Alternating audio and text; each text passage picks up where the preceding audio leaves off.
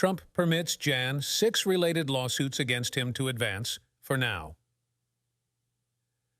Donald Trump is passing up the chance to add a fourth case to a trio of Trump-related appeals already stacked up at the Supreme Court. Trump elected not to ask the justices to reverse a federal appeals court ruling issued in December, rejecting his claim that presidents have absolute immunity from being sued for actions taken while they are in office. That means at least 3 lawsuits brought against him in the aftermath of the Jan 6 attack on the Capitol can advance to the next phase, a period of limited evidence gathering related to Trump's activities on January 6, 2021, and whether they were official or political in nature. The lawsuits, brought by members of Congress and police officers scarred by the attack, have been pending since 2021, but delayed amid Trump's bid for the courts to declare him immune from lawsuits related to his actions as president. For now, that means a Washington, D.C. appeals court ruling that found Trump could be sued for his role in stoking the violence on Jan 6 will stand. The unanimous ruling of the 3-judge panel, which included a Trump-nominated judge, concluded that Trump's remarks to supporters on January 6 appeared to be delivered in his capacity as a candidate for re-election, not in his official capacity as president. But the decision from the D.C. Circuit Court of Appeals did not totally slam the door on Trump, attempting to prove that the event was official.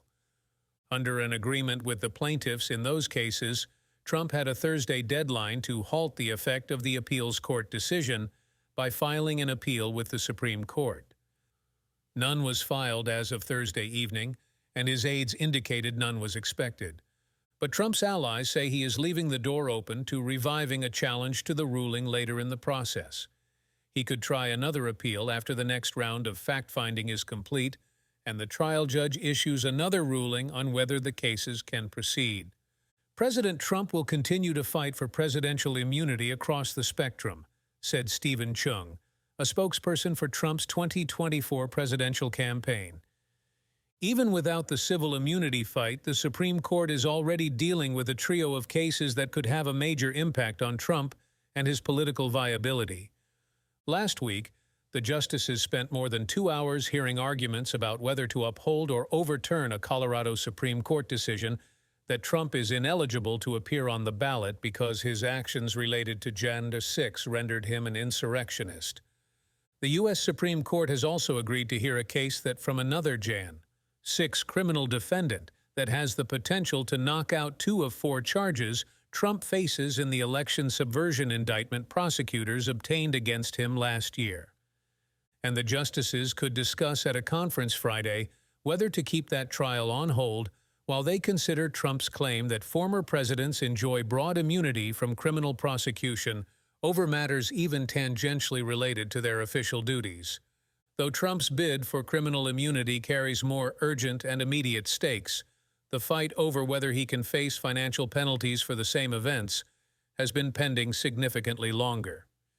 Nearly 2 years ago, U.S. District Court Judge Amit Mehta rejected Trump's bid to wield presidential immunity to dismiss several of the suits stemming from January 6. Mehta said Trump's speech at the Ellipse might have ordinarily been protected by the First Amendment.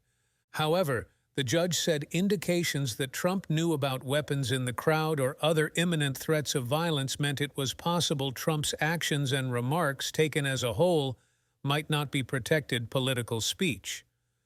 From these alleged facts, it is at least plausible to infer that when he called on rally-goers to march to the Capitol, the president did so with the goal of disrupting lawmakers' efforts to certify the Electoral College votes, Mehta wrote, an appointee of President Barack Obama. The Oath Keepers, the Proud Boys, and others who forced their way into the Capitol building plainly shared in that unlawful goal.